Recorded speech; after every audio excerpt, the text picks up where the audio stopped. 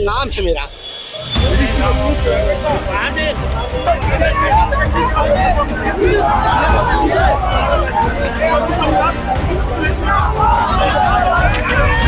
भाई साहब आप दोनों परिवारों में गए थे, क्या तो क्या इन्होंने कहा जी बताइए सर। मैं अपने पत्रकार साथियों का धन्यवाद देता हूं कि आप लोगों ने लगातार घटना के बारे में समय समय पर जानकारियां दी। देवरिया कांड शासन प्रशासन और न्याय के लिहाज से बहुत ही महत्वपूर्ण है और जिस तरह की घटना हुई है हम सभी लोग मिलकर के उस घटना का निंदा करते हैं। ऐसी दर्दनाक घटना उत्तर प्रदेश में देखने को नहीं मिली।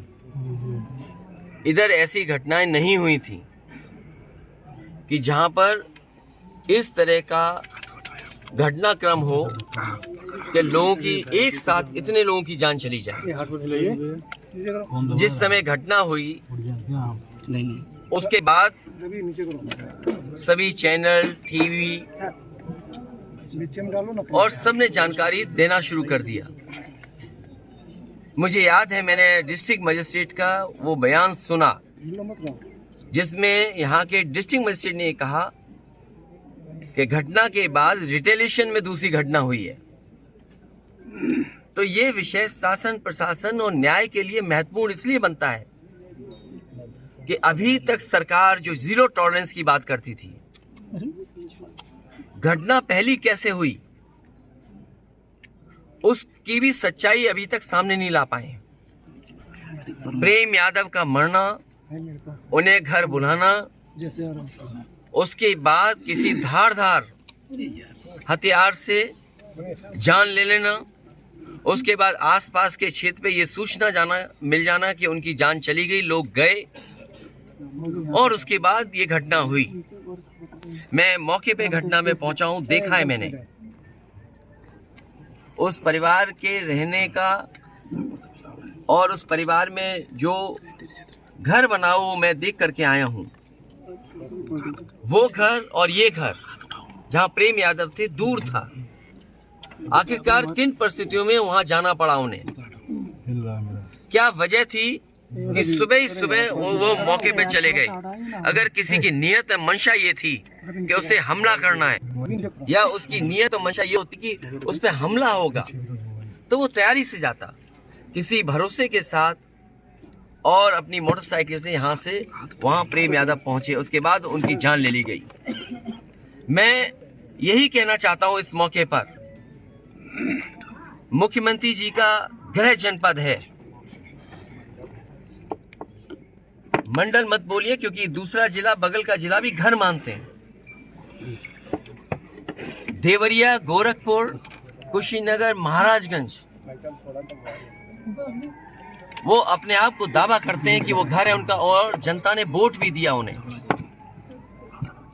लेकिन जीरो टॉलरेंस वाले लोग इस तरह की भेदभाव फैलाएंगे, इस तरह की घटना होने देंगे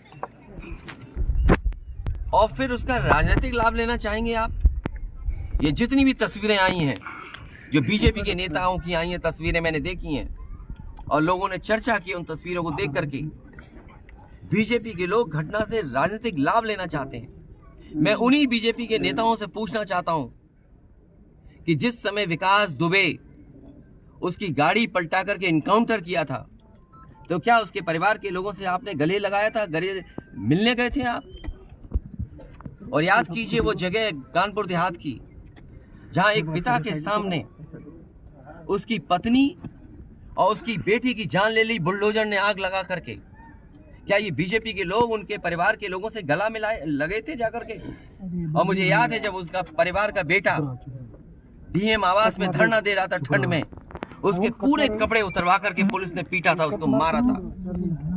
उत्तर प्रदेश के लोग वो घटना भी नहीं भूलेंगे कि जहां पे एक आईपीएस ने एक ब्राह्मण परिवार की जान ले ली थी। आईपीएस उत्तर प्रदेश नहीं रह पा रहा था, भगोड़ा बन गया था, अंततः उसको जेल जाना पड़ा। तो बीजेपी के लोगों से मेरी यही सलाह है, बहुत छोटे लोग हैं, किसी के दुख में चश्मा लगा करके तुम दुख प्रकट करना चाहते हो, इससे ज्यादा घटिया काम राजनीति में कोई नहीं कर सकता।